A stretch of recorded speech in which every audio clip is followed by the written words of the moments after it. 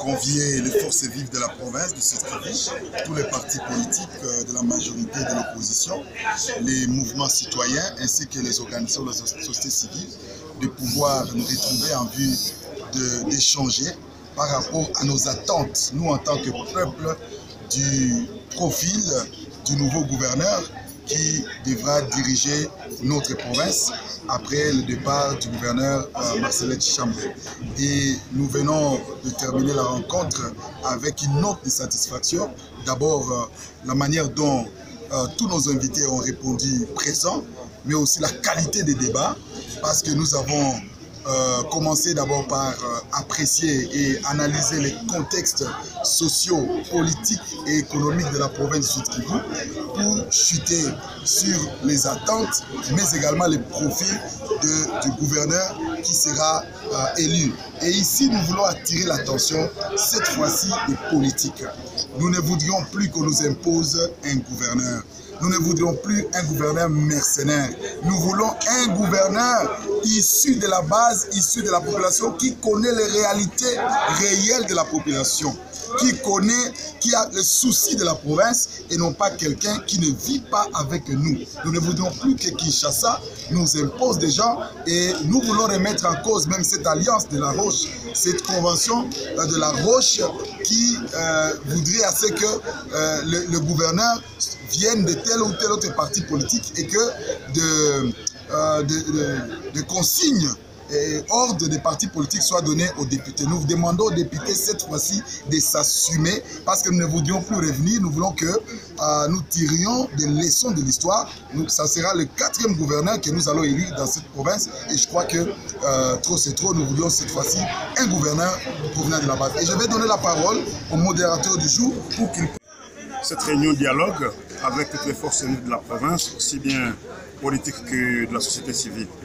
C'est vrai, il a été relevé le fait que ça sera le 4e gouverneur qui va être élu au niveau de la province et les acteurs ont bien ressorti le fait que chaque fois, c'est un parachutage d'autorités politiques qui est imposé au niveau de la province. Que ce soit le gouverneur, que ce soit son vice, c'est la même chose.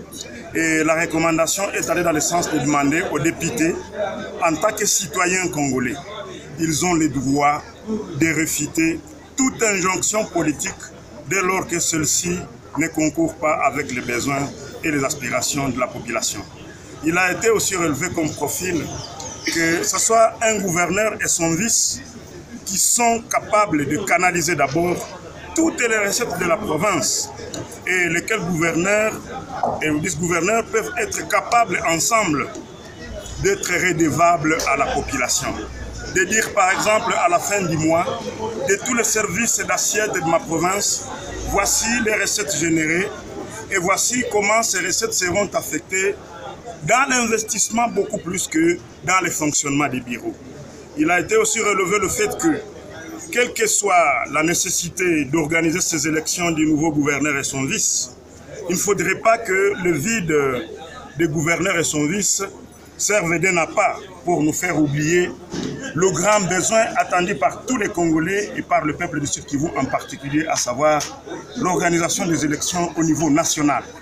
Et que ce faisant, il a été aussi recommandé dans la feuille de route que la société civile écrive le plus rapidement possible à son Excellence, Monsieur le Président de la République, pour lui demander d'une part, cette fois-ci d'user de tout son pouvoir, de laisser les électeurs du Sud-Kivu, nous avons dit, les 36 députés, la libre réflexion, de les laisser face à leur conscience pour qu'ils élisent le gouverneur et le vice-gouverneur qui sont capables de connaître les réalités des 8 territoires de la province du Sud-Kivu.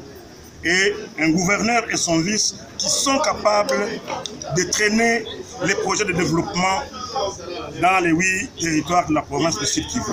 Et de rappeler à Monsieur le Président de la République, son Excellence Joseph Kabila, de la nécessité de demander à la CENI de nous sortir le plus tôt que possible le calendrier pour les élections nationales à tous les niveaux et que ces élections soient organisées d'ici le 31 décembre 2017.